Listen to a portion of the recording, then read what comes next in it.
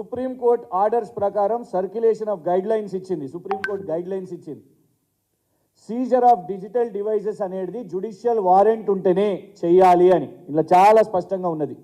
Judicial warrant ఉంటేనే మీరు ఎవరిదైనా మొబైల్ ఫోను జప్తు చేయాలని. దానికోసం 5 గోల్డెన్ పాయింట్స్ ఇచ్చింది. ప్రత్యేకంగా ఈ కేసు వేసింది కూడా జర్నలిస్టులే.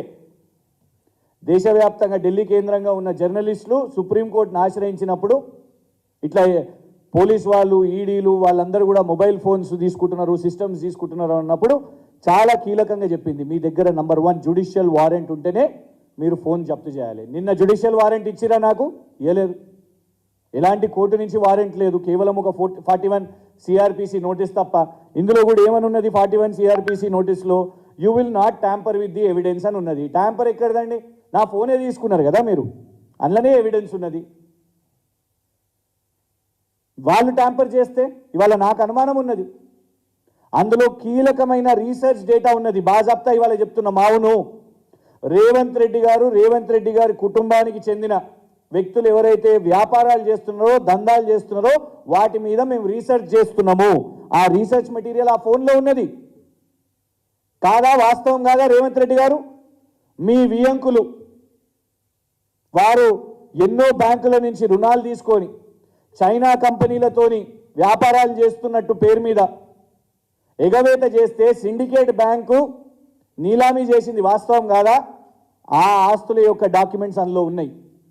బ్యాంక్ ఆఫ్ బరోడా వాళ్ళ దగ్గర కూడా మీరు లోన్లు తీసుకొని మీరు మళ్ళా బ్యాంకు నీలామీ చేస్తుంటే అట్లాంటి డాక్యుమెంట్స్ అందులో ఉన్నాయి. రకరకాల దందాలు వాళ్ళు ఏదైతే చేస్తున్నారో, భూపాల్ ఇన్ఫ్రాస్ట్రక్చర్ కానివ్వండి, మ్యాక్స్ బిఎన్ ఫార్మా కానివ్వండి, మగధ రియల్ ఎస్టేట్ కానివ్వండి, మొన్న పెట్టిన గీతా ఆటోమోటివ్ కానివ్వండి, ఇట్లాంటి ఎన్నో చేస్తున్నారు. మేము రీసెర్చ్ చేస్తున్నాం. అందులో పరిశోధనకు సంబంధించిన ఎన్నో డాక్యుమెంట్స్ ఉన్నాయి. అదానీకి సంబంధించిన ఏదైతే వ్యాపారాలు ఉన్నాయో ఆ ఫోన్లో డాక్యుమెంట్స్ ఉన్నాయి. 1000 పీడిఎఫ్లు ఉన్నాయి. ఎందుకు అవసరం వచ్చింది మీకు మొబైల్ ఫోన్? ఎందుకు కవిత గారి పిఏల పిఆర్ఓల మొబైల్ ఫోన్స్ ఎందుకు అవసరం వచ్చింది? ఇందులో చాలా స్పష్టంగా ఉన్నది. సుప్రీంకోర్టు ఇచ్చిన గైడ్ లైన్లో compelled disclosure of passwords is forbidden unless any statute expressly allows for it. It is forbidden. నిన్న పోలీసు వాళ్ళు పాస్వర్డ్లు అడగడం జరిగింది.